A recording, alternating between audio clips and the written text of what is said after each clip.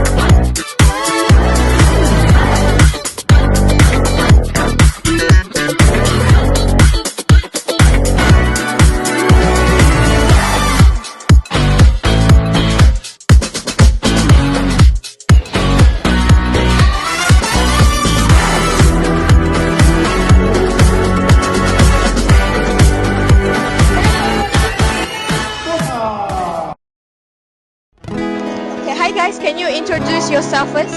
Okay, so hi, I am Baba Tarini and I am from SMK SNS Convent. Hi, I'm Ashni Subhash. I'm also from SNS Convent. Okay, so today you guys are participating in the competition, right? Yeah. So what makes you interested to participate in the competition today? What makes me interested is I'm joining for the poster competition, and when my school makes these competitions about posters and stuff, I always use the Canva app to do, but then I always take like more than 3-4 days. So this competition is like in 20 minutes, so it's like a challenging thing for me. So I was like, why not give it a try? Okay, good morning, Teacher Shira. Morning. Okay, how are you feeling? I'm feeling good today. Awesome. What do you think is the benefit that all the participants today can get from this program? Personally, I think that you can get more exposure to micromoting, to coding. You can learn as well from your friends, and then you also can get hands-on experience by today's activity. Okay, that's all? Yeah, I think so. Thank you so much. Welcome. Assalamualaikum, Cik. Ya. Apa khabar? Khabar baik. Boleh Encik memperkenalkan diri? Okey, nama saya Muhammad Akmal bin Muhammad Khan. Saya daripada Unikel MSI.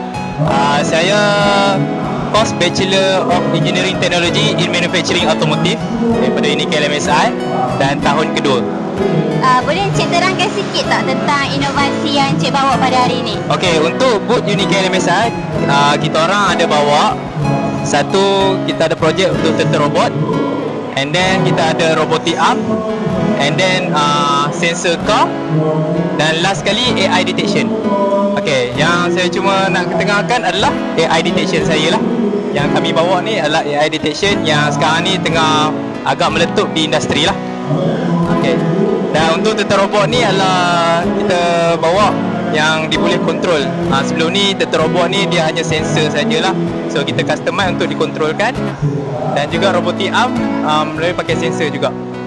Sama juga dengan sensor car.